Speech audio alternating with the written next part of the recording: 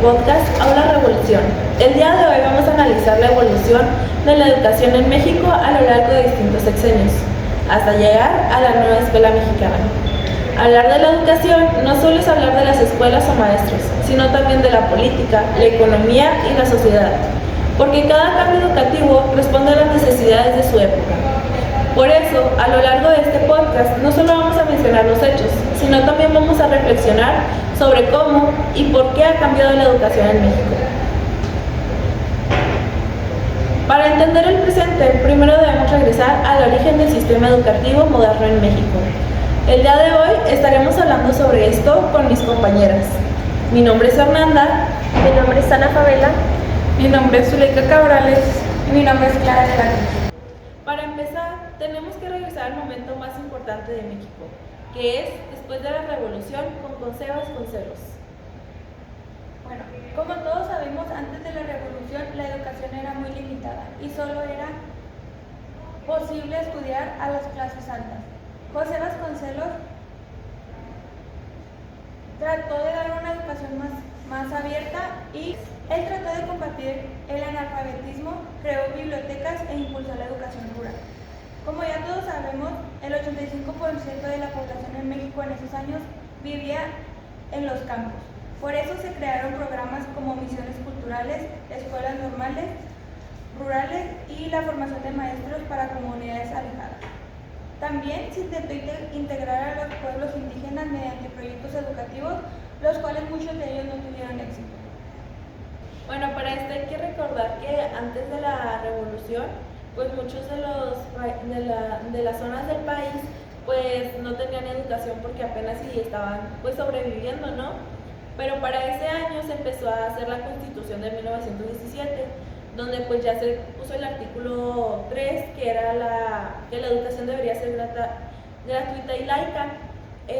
Para esto, pues obviamente se me hace interesante el cómo, debido a esta brecha que había de la educación, pues José Vasconcelos empezó como el primer secretario de Educación Pública. Y ya fue cuando empezó a implementar, pues a crear misiones culturales, a preparar a los maestros rurales, a enseñar materias básicas como a escribir, leer, que pues como decía mi compañera, la mayoría o el 85% era analfabeta. Entonces ahí ya se empezaron a promover la escritura.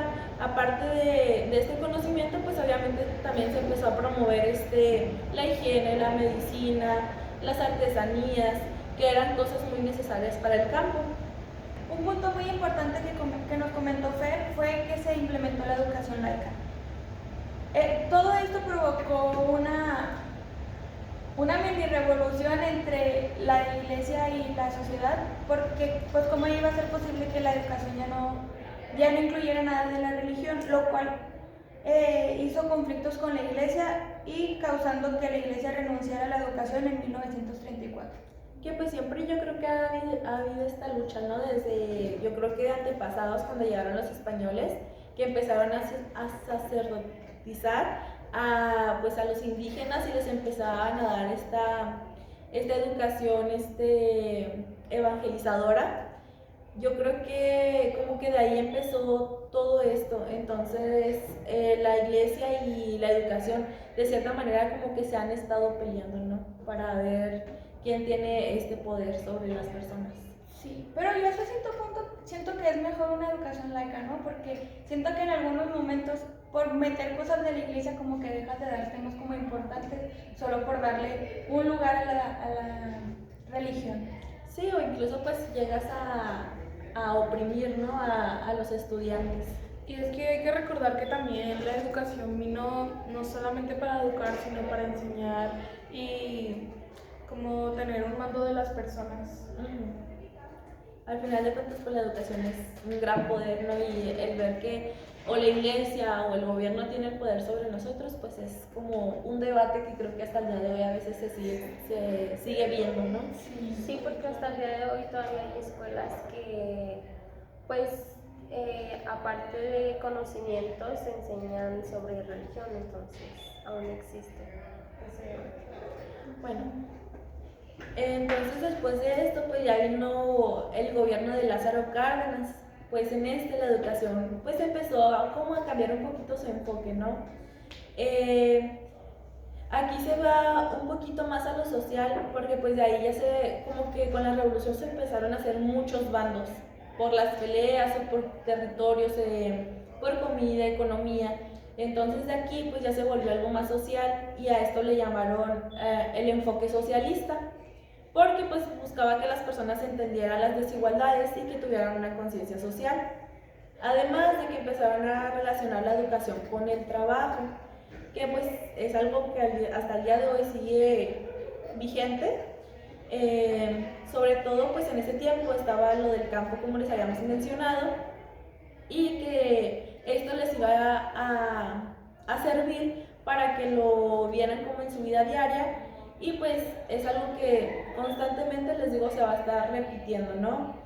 Y de ahí ya se empezó también con el plan Accenal, que era pues multiplicar el número de escuelas, el control definitivo del Estado sobre la enseñanza, sobre todo pues en ese entonces, la primaria y secundaria, y la atención preferente a la educación agrícola, porque venía la mayoría de zonas urbanas. Y todo esto pues era destinado a preparar profesionistas más liberales. Ahora brincamos con el periodo de Adolfo Ruiz Cortines. Aquí, respecto a la educación básica abrió 2.600 escuelas y 14.000 plazas a profesores. También, pues como todo el mundo sabemos, no todos, por más que haya dicho que el número de escuelas aumentó, pues no todos los niños realmente tienen la oportunidad de ir a una escuela. Y más del 40% de los niños se quedaron sin alcanzar un lugar en una escuela, sin lograr entrar a una escuela. Y hablando de la educación secundaria y normal, hubo un crecimiento en las escuelas que se fortaleció en la formación de los docentes. Pues está bien, ¿no?, que a la par que se abrieran más escuelas y así también se siguiera formando a los docentes, porque qué más da que pues se abran escuelas y ya no, pues los maestros sigan con sus conocimientos pasados. Sí, tienen que capacitarse, actualizarse y todo eso es bastante importante, yo considero. ¿Ustedes qué opinan? Y pues yo creo que más que siendo que los maestros pues no eran siendo capacitados para ser docentes, ¿no? Sino que más bien eran personas que estaban en el campo o los mismos niños que tal vez ya terminaban la primaria y órale, pues enseñar a los demás. Entonces, también yo siento que todo este sector pues agropecuario generaba pues un gran nivel, ¿no?, del producto interno bruto. Entonces lo que hacían, obviamente, en vez de capacitar a los docentes, más bien eran las personas que ya tenían el conocimiento, llevarlo como a más generaciones. Sí, yo siento que es más, pues sí, como tú dices, pero así como más común, como aventar la pelotita. Ok, tú ya diste esto, pero ahora le toca a él, y no importa que no sean maestros, no sea nada, pues ya, tú lo sabes, tú vas. Ajá, sí, como que tú sabes esto y tú eres quien va a dirigirlo a las demás personas, va a hacerlo llegar.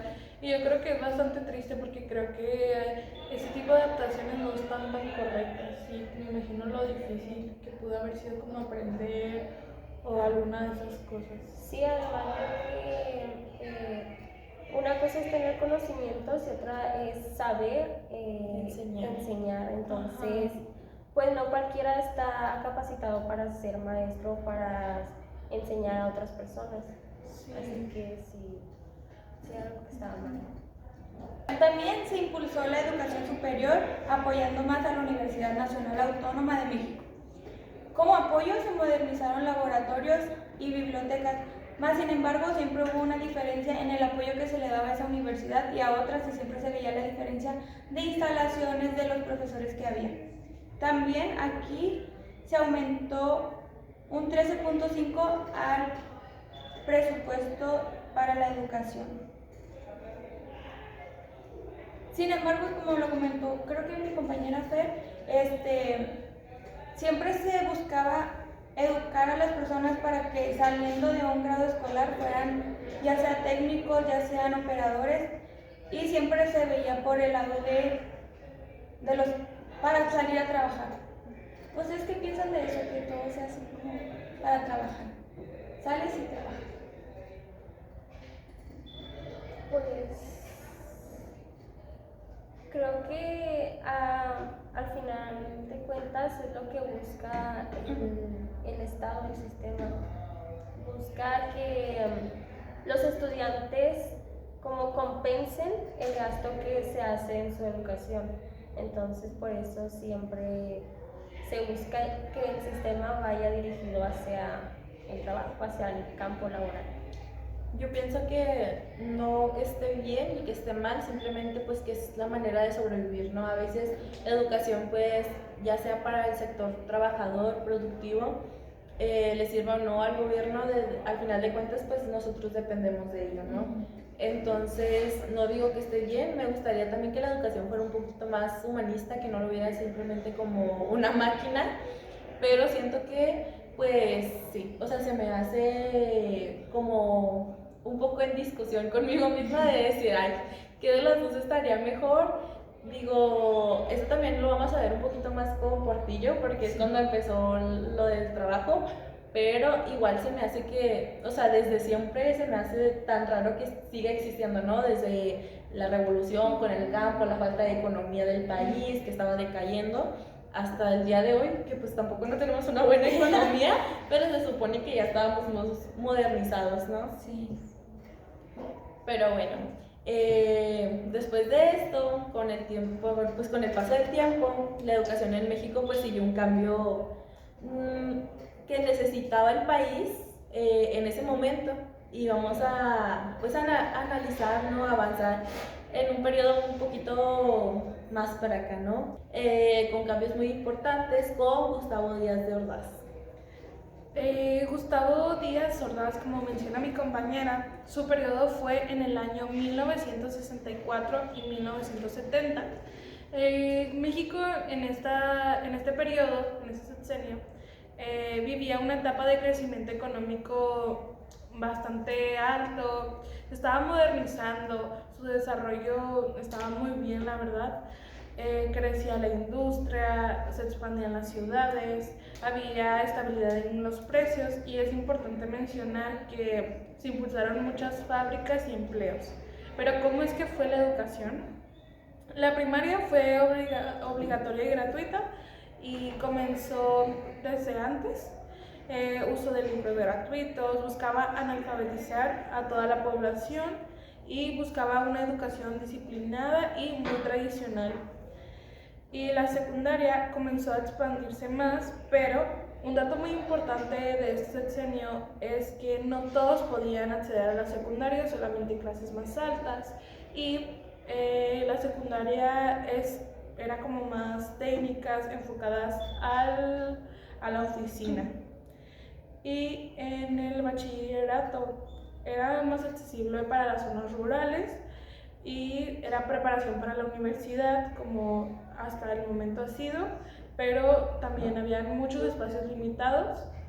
Y la educación superior en este periodo es bastante importante mencionar que vivió como mucho sufrimiento, muchos problemas, porque a pesar de que su crecimiento fue muchísimo, y se creó la Universidad Autónoma, creció más bien, perdón, la Universidad Autónoma de México y el Instituto Politécnico Nacional. En el año 1968 hubo un movimiento estudiantil, no sé si alguno de ustedes lo ha escuchado, ¿sí? Donde los jóvenes luchaban o pedían al gobierno la libertad de expresión, menos represión, más democracia, y el gobierno respondió con fuerza. Y también nos menciona como que en este sexenio y justamente en este año, el 2 de octubre de 1988 fue la matanza de Tlatelolco. ¿Sí? ¿Se lo habían escuchado, verdad? También. Sí, que fue pues este movimiento estudiantil, que no solamente pues eran estudiantes, sino también campesinos que estaban buscando libertad, ¿no? Que estaban buscando la expresión, que se les diera esta visibilidad. Incluso pues los campesinos andaban ahí de metiches, como se dice, pues porque querían que les pagaran, ¿no? Y los estudiantes obviamente queriendo alzar voz del país, pues porque aparte también hay que mencionar que pues obviamente en ese año se estaban dando las Olimpiadas, ¿no? Ajá, y lo que sí. querían pues era obviamente reprimirlos. Ajá. Entonces se hizo pues esta masacre a estos estudiantes y a estos campesinos trabajadores, que es como de, ¡ay! Como simplemente por un hecho mediático prefieres matar a población, ¿no? Es bastante triste lo que pasó. El ejército reprimió a los estudiantes, hubo muertos, desaparecidos, y fue un evento muy significativo y representativo en este sexenio, con los estudiantes, campesinos, y pues muy triste. También, como menciona mi compañera Fer, quiero hablar. También es triste ver cómo el gobierno pues tapó muchas cosas, ¿no? Porque la otra vez estaba investigando que ellos dicen que fueron como 100 o menos, cuando claro como que 20. no. Ajá, porque todos sabemos que dentro de todo eso había civiles que nada más estaban pasando, no todos fueron estudiantes y mucho menos fueron esa cantidad que el gobierno dijo en un momento. Y qué triste, ¿no? Nomás por las Olimpiadas, pues como quien dice, ay, que no haya chismes, que no haya rumores, y ya. Como se puedan callar las personas, las vamos a callar porque viene algo importante realmente. Y dijeras tú, bueno, pues es algo que nomás pasó en ese año, ¿no? Después hubieron también como la matanza de Ayotzinapa, creo, de los 40 estudiantes, que también se me hizo tan horrible de cómo empezaron a ocultar todo, empezaron a salir incluso hasta videos, documentos, y aún así decidieron taparlo y casi que decir lo mismo de que no solamente fueron 20. Y por ejemplo, pues con este presidente, con Ordaz, pues como también empezaron a decir de que no, es que yo no sabía, es que fue Luis Echeverría. Entonces es como de, nomás están echando la bolita, pero el suceso ahí está, y simplemente en lugar de decir, ¿sabes qué? Pues sí sucedió, sí lo hice, empezar a tapar todo esto y solaparse. Yo creo que hasta en la actualidad, ¿no? Vemos que el gobierno nos miente con números, con gente que muere, desaparecidos, como que nunca hay como una solución, siempre es como mentiras, engaños, y es bastante triste. Sí, pues es lamentable cómo el gobierno prefiere callar a sus ciudadanos que atender a las necesidades que están exigiendo, que escucharlos, y más que nada la manera en la que los callan, que es matándolos. Entonces es muy lamentable porque se supone que es quienes pues están a cargo de nosotros y quienes deberían de solucionar y de quienes deberíamos de confiar en que van a hacer que el país mejore y no que sea lo contrario. Y también como dato que Fer ya nos había comentado, durante también ese sexenio, México logró organizar los primeros Juegos Olímpicos de México en el año 1968, siendo el primer país de Latinoamérica en hacerlo. Esto siento que mostró más como un México moderno, en crecimiento, y también es bastante triste porque a lo que estaba leyendo e investigando vi que esto sucedió después de días que había pasado lo de la matanza de Tlatelolco. Y también es importante mencionar que en este sexenio mostró dos caras de México. Un país que crecía y se modernizaba, pero al mismo tiempo reprimía a los jóvenes y a quienes exigían la libertad. El 1968 no solo marcó una tragedia, sino una antes y un después en la conciencia social de nuestro país. Pues sí, o sea, sí podemos ver ese lado de, ok, modernizar, pero pues, ¿qué tanto se puede modernizar si estás callando a tus habitantes, ¿no? Claro. Entonces, yo creo que pues para modernizar se necesita que tus ciudadanos sean críticos, que estén en una lucha social para seguir teniendo una mejor vida.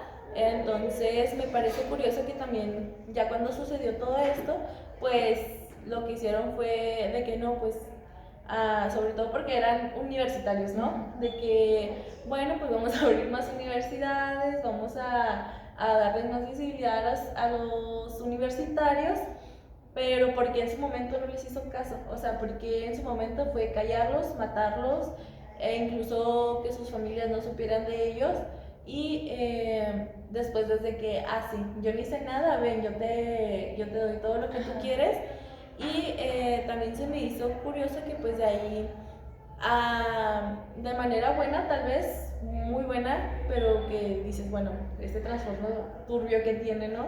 Que empezaron con la orientación vocacional, que pues es algo que hasta el día de hoy también es muy importante y que desde ahí se empezó a ver.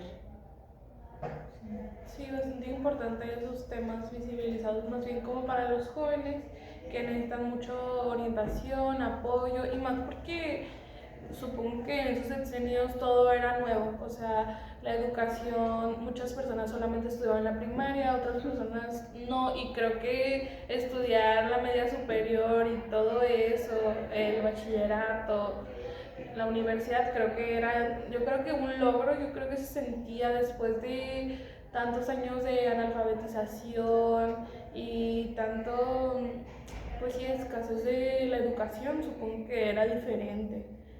Y pues la verdad, mis respetos para esos jóvenes que alzaron su voz, querían libertad, querían ser escuchados y también querían como tener, yo creo que un pensamiento crítico de lo que estaba pasando en su país, querían tener derechos y a veces al gobierno se les olvida que es bastante importante. Pero también es como contradictorio de parte del gobierno, ¿no? Si tú estás educando a alguien para que salga para ser un trabajador, para que apoye a la economía de México, ¿por qué los estás callando si lo que quieres es que te apoyen? ¿Para qué los matas?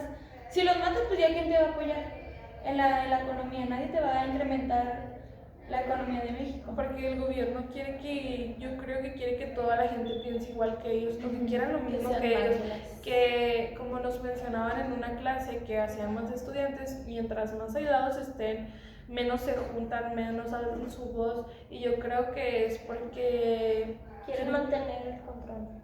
Quieren tener el control, quieren hacer las cosas como ellos digan, y si viene alguien y dice lo contrario, pues obviamente les pone trabas en su camino. Bueno, durante este evento, este lamentable evento, estuvo involucrado Luis Echeverría, quien después fue presidente del país desde 1970 hasta 1976.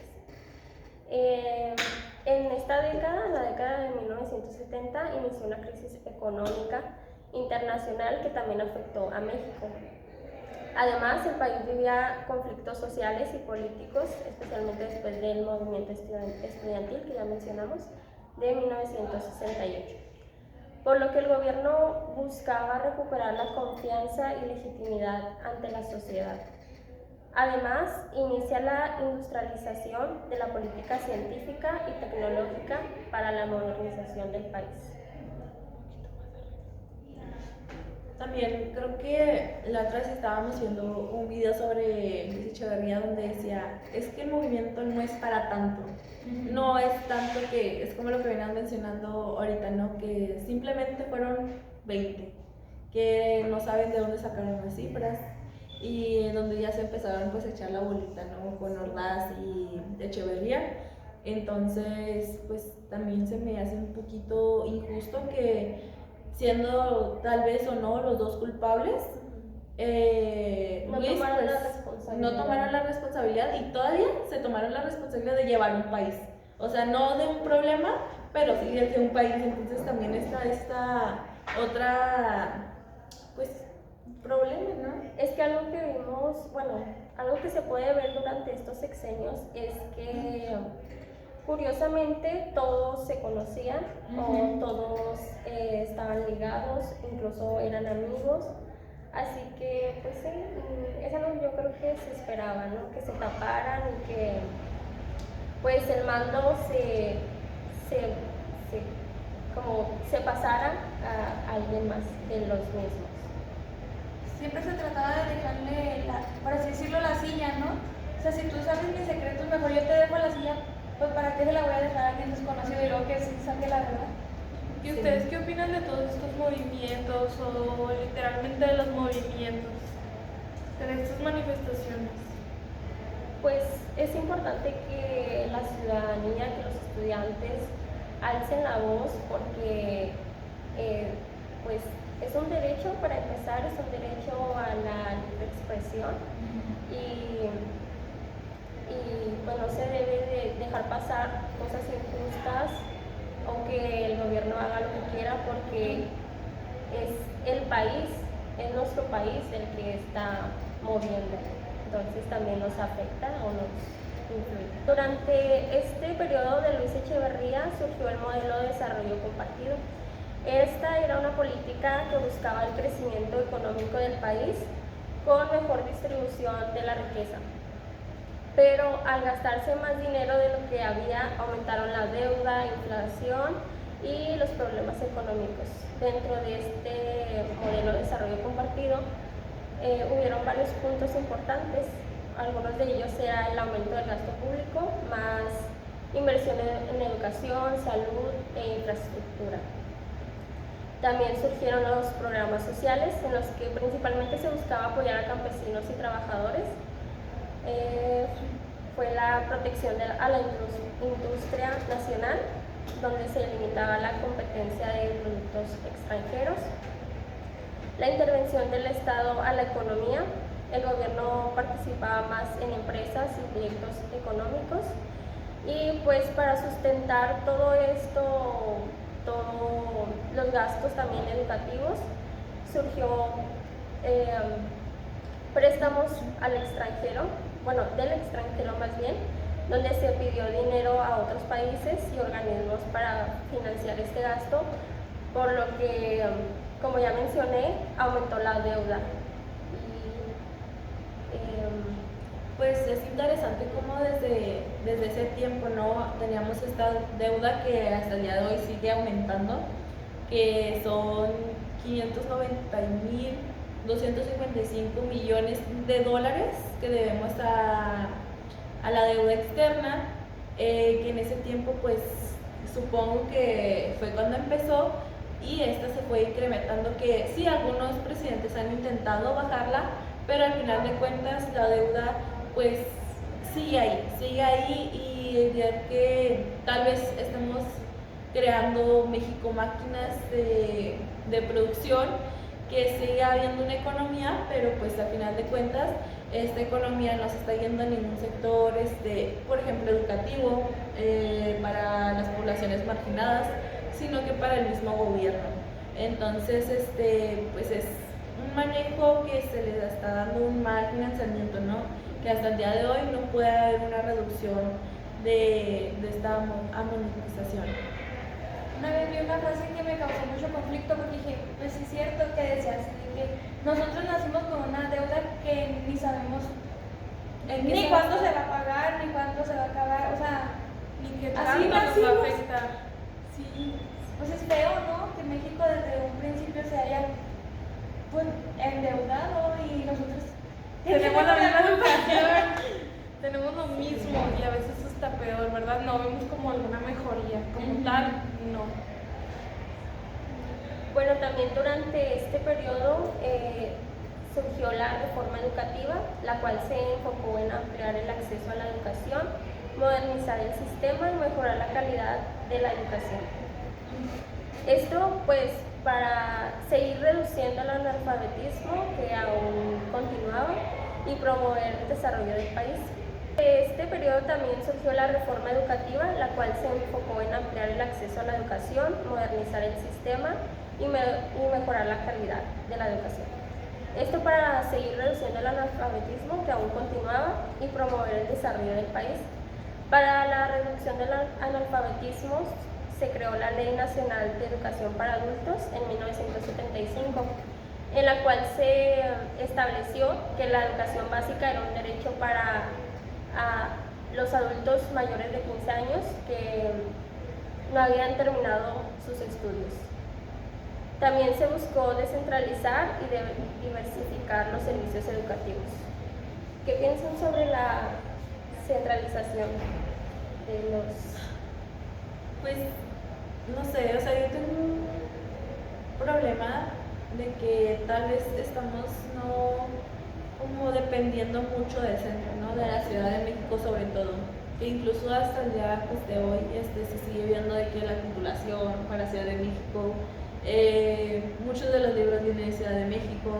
Entonces, esta centralización que tenemos, pues al quererla descentralizar para hacerla un poquito más estatal y todo esto, a veces como que no se logra al 100, ¿no? Tenemos que estar aún así pues dependiendo del centro.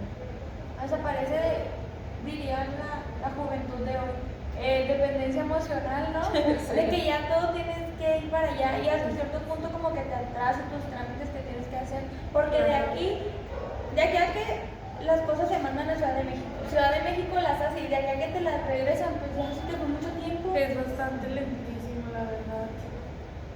Esta reforma educativa era integral que abarcó todos los niveles escolares. En la educación preescolar se incrementó la inversión y se crearon servicios de guarderías.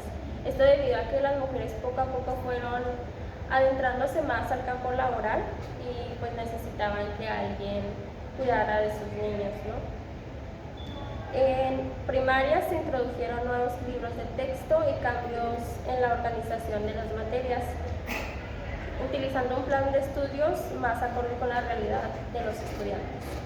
En la secundaria, uno de los cambios más importantes fue la modificación del plan de estudios, que podía ser por asignaturas o por áreas de conocimiento. Las escuelas elegían cuál utilizar. El plan por asignaturas es el tradicional, y el plan por áreas del conocimiento era este plan que agrupaba ciertas materias en una misma, como podía ser química, física, biología.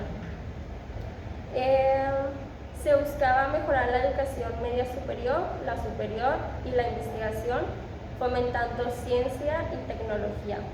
Para ello se crearon diversas instituciones, algunas de ellas eran el Colegio de Bachilleres, Colegio de Ciencias y Humanidades, Colegio de Estudios Científicos y Tecnológicos, Centros de Estudios Tecnológicos Agropecuarios, la Universidad Autónoma Metropolitana, Consejo Nacional de Fomento Educativo, Consejo Nacional de Ciencia y Tecnología y el Centro para el Estudio de Medios y Procedimientos Avanzados de la Educación.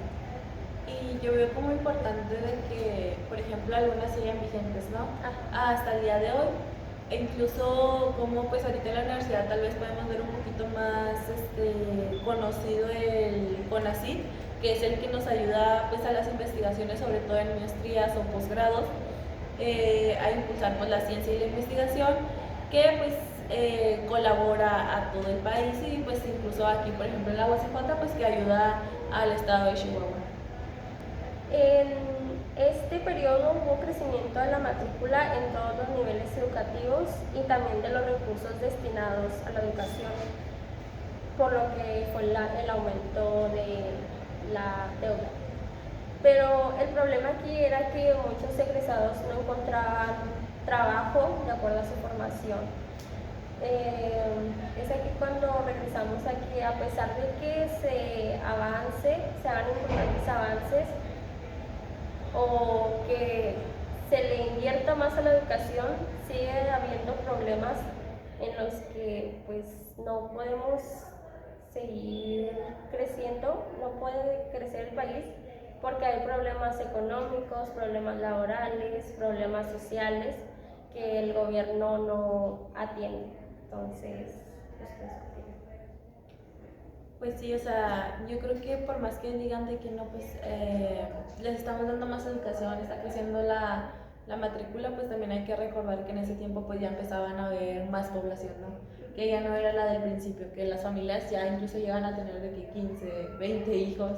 Entonces, por más que se les estuviera dando esta educación, si no tenían una buena orientación vocacional, que pues sí, al principio como en el otro sexenio que le estaban implementando, pero pues no sé de qué tan buena sería la calidad de la educación vocacional, pues obviamente estos estudiantes al tener una carrera técnica o al meterse en alguna profesión, después fuera muy difícil encontrar el trabajo que ellos querían, ¿no? O incluso uno que los mantuviera pues de una buena economía. Sí, claro. Y también creo que es lamentable, ¿no? Como de que estudiar, prepararte y egresar y no tener trabajo. O sea, ¿dónde queda todo lo aprendido en ese año? En 4 o 5 años que hiciste tu carrera, pudiste haber trabajado y a lo mejor y hasta un carro te hubieras comprado, hubieras juntado puntos para una casa, no sé. Entonces creo que como país, creo que sí todavía tiene mucho que mejorar para los estudiantes, porque ¿cómo van a seguir habiendo tantos estudiantes si no les vas a dar trabajo? O sea, ¿de qué van a vivir? No importa cuánto estudies, cuánto te prepares, es un posgrado, una maestría, si de una u otra manera, si estás muy preparado, no te contratan porque no tienen para pagarte tanto. Y también si tienes una licenciatura, necesitas una maestría, entonces está complicado. Pero todo eso tristemente se sigue viendo en la actualidad, ¿no? Porque, ok, ya saliste, pero vas a una empresa y te piden tantos años de experiencia. ¿Y cómo los vas a tener si te acabas de salir de grado? Y como dice mi compañera, también hay a veces que, por ejemplo, los operadores, si tienes más de la primaria te dicen que estás sobrecalificado. Entonces no tiene sentido si la población necesita trabajar, porque las empresas te ponen tantas trabas para poder trabajar ahí. Bueno, pues se me hace muy difícil que pues hasta el día de hoy, ¿no? Pues todos estos temas se sigan viendo, pero pues ahora hablando más sobre el trabajo, ¿no? Y empezamos pues ahora con el sexenio de José López Portillo, que pues fue empezando desde 1976 a 1982. Pues es muy interesante pues porque sí hubo cambios en la educación y también empezaron pues ya a notarse todos estos problemas, ¿no? Que venían arrastrando los demás sexenios y que en este ya se fueron a notar un poquito más. Primero pues para esto hay que entender un poquito pues el contexto de ese tiempo en México, ¿no? Que hubo pues un crecimiento económico gracias al petróleo que se empezó a ver, que fue por eso que se empezó a implementar más el trabajo, pero debido a esto pues también hubo una crisis muy fuerte. Y esto pues ya empezó a afectar mucho al gobierno que manejaba todo este dinero, pero pues aquí pasa algo muy importante, que es que la educación empieza pues como les digo a verse un poquito más como una inversión. O sea, ya no era de tanto de pues ok, vamos a adquirir conocimientos para que te ayude, como veníamos viendo en el primer sexenio, ¿no? De que te ayude para tu vida, que te ayude para, en este campo pues alimentar a las demás personas, empezar a escribir, a leer, que es algo muy importante. Pues aquí ya era más como de, ahora sí, vamos a crear trabajadores, ¿no?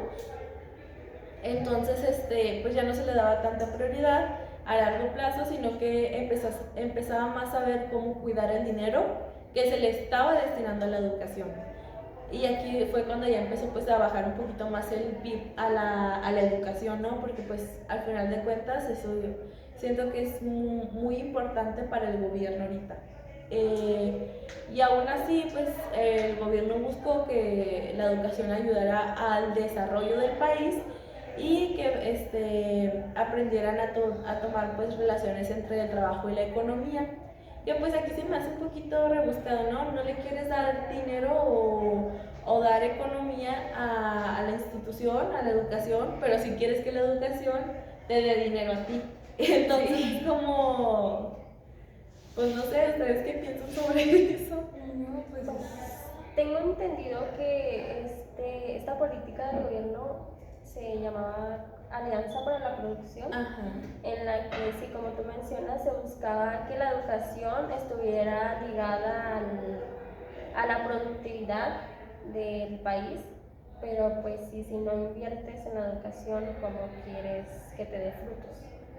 Pero también es triste no ver cómo el gobierno simplemente ve la educación como un gasto y por eso poco a poco le van bajando lo que aportan en la educación. Y sí, o sea, si no tiene coherencia, si tú quieres que ellos te den, ¿por qué tú no estás dando también? O sea, un poco... O dan, pero ¿de qué calidad, no? También. Bueno, pues aquí ya se empezó a implementar o a impulsar mucho la educación básica, ya que pues las madres ya empezaban a salir al sector productivo y se empezó pues a implementar lo que viene siendo el preescolar y la primaria, y empezaron a salir estos programas como primaria para todos los niños.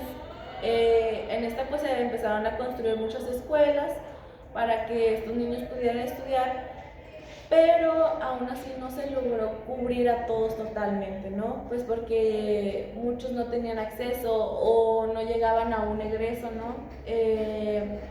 Y de aquí pues les digo que empezó a haber bastante matrícula en los preescolares, pues por lo mismo de que, bueno, tal vez como se ve antes, ¿no? De que la mamá cuida a los niños, pero pues ya las mamás ya estaban empezando a trabajar, el padre trabajaba, entonces pues no había otra persona que le pudiera cuidar a su hijo, entonces ya empezaban a expandir todo este sector del preescolar.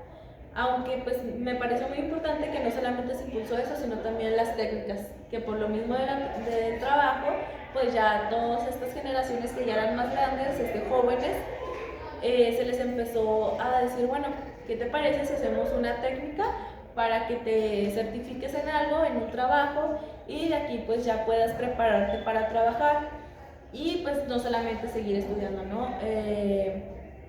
Hubo mucho crecimiento, y aparte tenemos que decir que pues de ahí se empezó a hacer la Universidad Pedagógica Nacional para que los maestros estuvieran certificados, para que estuvieran con una buena pedagogía y poder enseñarle a estos jóvenes ya técnicos, para que estos tuvieran una buena formación, ¿no? Obviamente pues el capacitar a los maestros ya se les hacía más importante, ya no solamente era pues tú sabes, ve y enseñar a los demás, sino que ya había esta intención de hacerlo de una manera más pedagógica, y pues se reconoció pues un avance muy importante, ¿no? A los maestros. Obviamente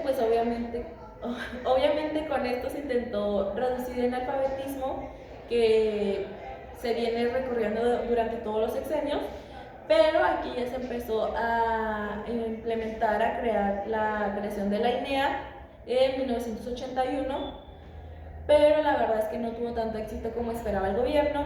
Entonces, por problemas de la aplicación, pues esta no se realizó, y pues entonces si pues analizamos un poquito como todo este sexenio, se me hace, como decía ahorita, un poquito contradictorio, que por un lado pues sí, la educación estaba creciendo, pero aparte sabíamos que pues la población estaba creciendo también, pero por otro lado estaba existiendo pues una falta de acceso a la educación que no todos tenían, y la calidad sobre que sí empezaron a implementar toda esta creación de los maestros, pero pues era apenas, o sea, como que eran sus inicios, obviamente pues apenas estaban empezando tal vez con la carrera, y no estaban egresando todavía. Pues bien. Además tengo entendido que en este sexenio, hablando más del contexto del país, había un auge petrolero, pero al final del sexenio se tuvo una gran crisis económica. Entonces, sí. Pues sí, pues deja ver muchas limitaciones, ¿no? del sistema que aún tenemos. Como desde ese entonces, al haber un petróleo y no saberlo cuidar, pues empezaron a haber estas crisis económicas, y como para poder rescatar todo esto, pues empezaron a implementar la producción del trabajo. Continuando con el tema de la economía en el país, en la crisis de 1982 en México adoptó un nuevo modelo económico llamado neoliberalismo. La política neoliberal proponía reducir la participación del Estado en la economía y permitir que el mercado tuviera un papel más importante en la regulación económica. Por otro lado, la educación empezó a orientarse cada vez más hacia la formación de recursos humanos que respondieran a las necesidades del mercado y de la competitividad internacional, no a las necesidades sociales. Es decir, se empezó a enfocar más en el sector productivo, como ya lo hemos estado viendo, que en las necesidades sociales del país. Dentro de Educación, hubo reducción del financiamiento público destinado a la educación, los salarios de los trabajadores del sector educativo disminuyeron y el gobierno tuvo dificultades para satisfacer la creciente demanda educativa.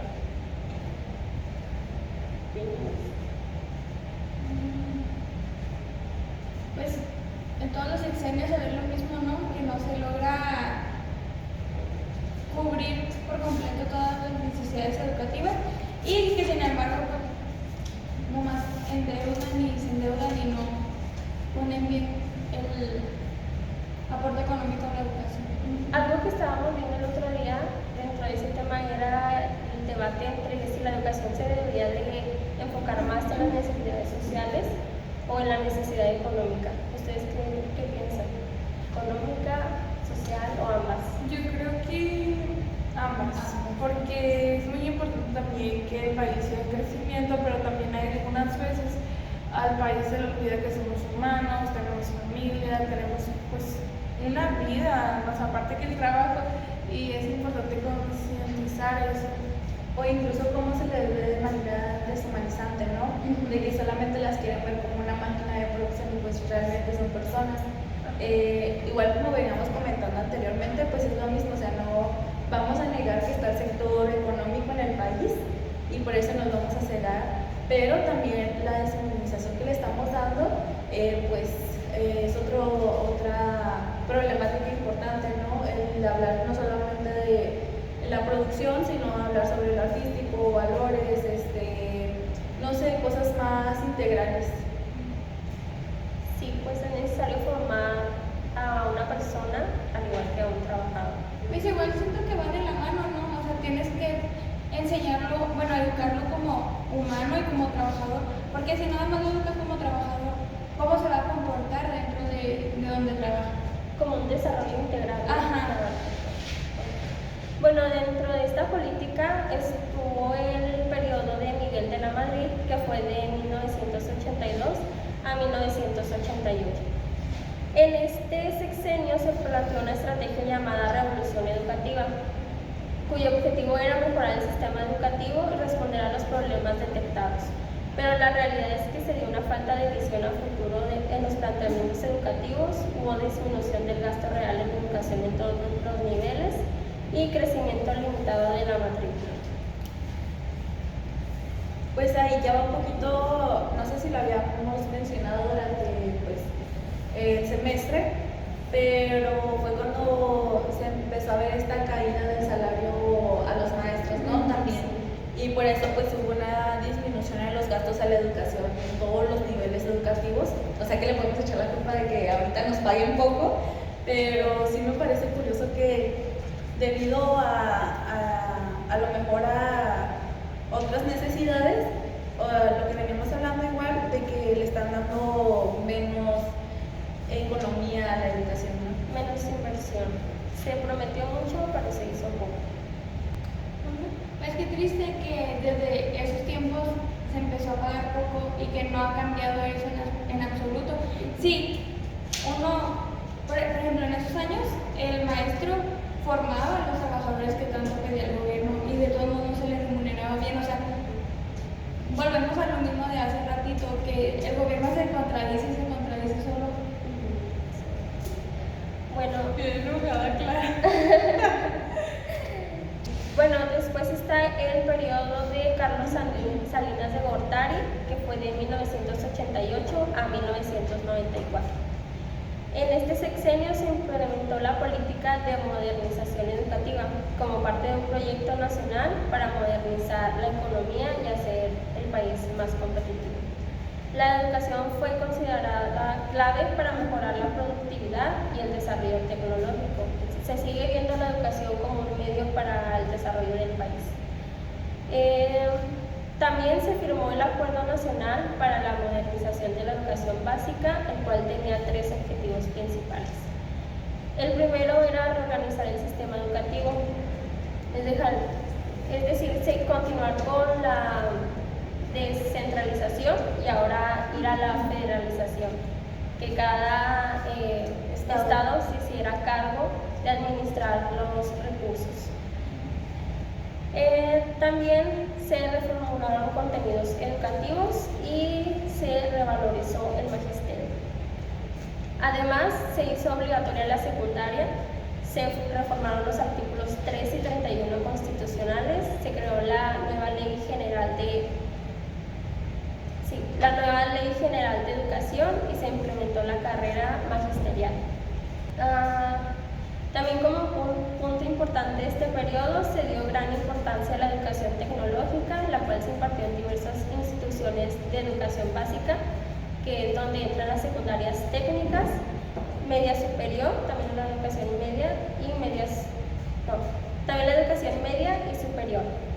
Además fue la creación de nuevos colegios descentralizados en educación tecnológica. A continuación yo les voy a hablar sobre el periodo de la política educativa en el año 1994 a 2000.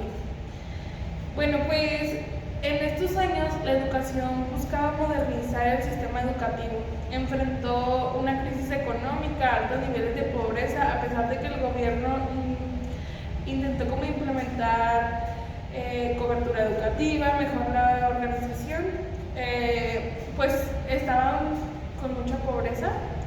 Y algo también que hay que mencionar, que el gasto de la educación fue del 2.4.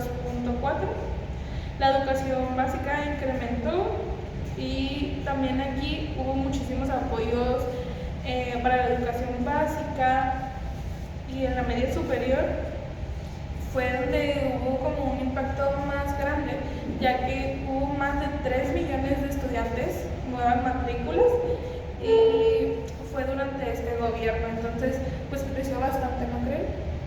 Creció de porcentaje un 28%. Y también en este sexenio se ve como desde el 1995 Ciudad de México aplica examen para entrar a las preparatorias. Entonces ya tiene bastante tiempo que eso ha pasado. ¿Cuánto? ¿Como 36 años? ¿Sí, no? Sí, más o menos. Sí. Ajá, que los estudiantes del bachillerato hacen un examen para poder ingresar a los preparatorios. ¿Ustedes qué opinan de esto? Siento que sí está bien, ¿no? Tú te tienes que comprobar que sabes lo básico, que tal vez es como la base de lo que te van a enseñar en el bachillerato. Pues sí, o sea, yo creo que es algo que ahorita se está debatiendo mucho, ¿no? Ahorita con la presidenta Claudia, con la nueva escuela mexicana, pues es algo que está diciendo que no, pues ya no se le va a hacer exámenes ni siquiera a los de preparatoria, y se está viendo ahorita hasta con las universidades. Entonces pues es raro cómo va cambiando esto, ¿no? Porque yo me acuerdo que incluso, o sea, hacían los exámenes hasta para entrar en secundaria, que era ya que entraba en básica. Entonces, como tal vez con este examen pues no se le está dando la oportunidad a algunos alumnos rezagados, ¿no? O aquellos que por alguna u otra razón que quieren estudiar y se desaniman simplemente por un examen. Pues como muchas veces también pasa en la universidad, ¿no? Que no quedas en una carrera y ya te desanimaste, capaz. Y muchos, por ejemplo, se toman el año sabático o ya simplemente no estudian y ni siquiera lo vuelven a intentar ese examen. Sí desanima, yo creo, a los alumnos. Sí, claro. Bueno, pues en la educación superior aumentó el presupuesto y el crecimiento de los estudiantes. También en posgrados y en maestrías hubo un gran crecimiento. También en este sexenio se ve mucho los programas para adultos que no concluyeron la escuela básica y la capacitación para el trabajo. ¿Alguien quiere comentar algo? ¿No? Entonces, actual hablaremos un poco de la nueva escuela mexicana. Se implementó en el año 2018 y es un modelo educativo impulsado por la Secretaría de Educación Pública, formando a estudiantes con un enfoque integral, valores, conciencias y respeto a la diversidad. Pues esta fue la que creó pues Andrés López Obrador, o sea, que se ha estado implementando incluso hasta el día de hoy de la presidenta, ya sea por política de Morena, pero me parece interesante cómo les da un enfoque más integral, ¿no? Ya no es tanto como lo estábamos viendo con los anteriores sexenios de generar más trabajadores, sino como ya ver esto que estábamos debatiendo de la integridad personalidad de cada persona. Y incluso se me hace curioso cómo empezaron a ver estos ejes articuladores para enseñarles a los niños, donde se les hablaba de inclusión, un pensamiento más crítico, incluso está la interculturalidad crítica, que ya no solamente se está viendo de que es un niño en una ciudad, sino que ya también se ve todas estas poblaciones marginadas, como lo vienen siendo pues los indígenas o aquellos que viven en zonas rurales con tal vez otras lenguas, ¿no? Y cómo ya se nos quiere incluso aplicar a los niños hablarlas para que estas no queden pues fuera de, como si no existieran, vaya. Sí. Y luego también hablaba sobre la igualdad de género, que pues es algo que también estamos viendo mucho ahorita con el feminismo o con esta equidad de género. Y está la vida saludable, que ese es un tema que me gustaría como preguntarles qué les pareció ahorita que estudiaron esto de vida saludable, que incluso en las escuelas pues estaban prohibiendo los alimentos chatarra, ¿no? Yo siento que está bien, pero tal cual como prohibir no va a ayudar a los niños en absoluto. Simplemente, ok, se lo prohíben en la escuela, pero pues en la casa lo van a seguir comiendo. Cuando salgan van a seguir comiendo. El punto es enseñarles hasta qué punto es sano, cómo llevar equilibrado, comer saludable, capaz sí, ok, un antojo está bien, pero tú se lo estás prohibiendo, y muchas veces hasta es peor prohibirles algo, porque pues ustedes saben que los niños tienen la mentalidad de que, no puedo, pues te voy a enseñar que sí puedo hacerlo. Entonces, no va a funcionar. Tal vez sí, pero no tanto como ellos creen que va a funcionar. Yo también creo que me parece un poco, hasta cierto punto, un poco ignorante, porque me gusta mucho esta estrategia, ¿verdad?, de que quieres incorporar en la vida de los estudiantes desde muy pequeños una vida saludable, pero también creo que en el prohibir está como un poquito más de que, ¿cómo no lo voy a poder comer? En la casa se puede comer, como dice mi compañera Clara, es como tener un equilibrio, porque la comida saludable es buena, pero también no es más si un día te comes una galleta o un chocolatito, obviamente no todos los días, pero justo como implementar comedores donde les den cosas, o sea, un poquito más saludables, porque también sabemos que la comida saludable es más cara. ¿Y cuántos de los estudiantes pueden pagar 30 pesos por un vasito de fruta, un sándwich? No todos pueden. Entonces creo que más allá de ayudar, hay como que ver de todo, o sea, por todos lados la visión que tiene este proyecto. O sea, pues es que es muy difícil, pero yo creo que tener un balance es como lo más correcto. Pues sí, o sea, eso es como también lo que estamos viendo, ¿no?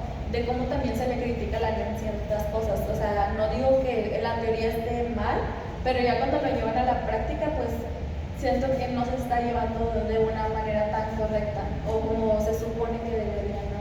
Aparte que, no sé, en esta nueva sistema educativo, que aparte ya los contenidos son por proyectos, siento que también falta la capacitación de los maestros porque no han sabido cómo trabajar con el nuevo contenido, con los nuevos libros de texto. Entonces, es eso, que están bien los cambios, pero como tú mencionabas, hay que encontrar un balance, hay que invertir. Por ejemplo, si se les quitan los alimentos chatarra, entonces hay que invertir en que las escuelas tengan alimentos saludables que les puedan proporcionar a los niños.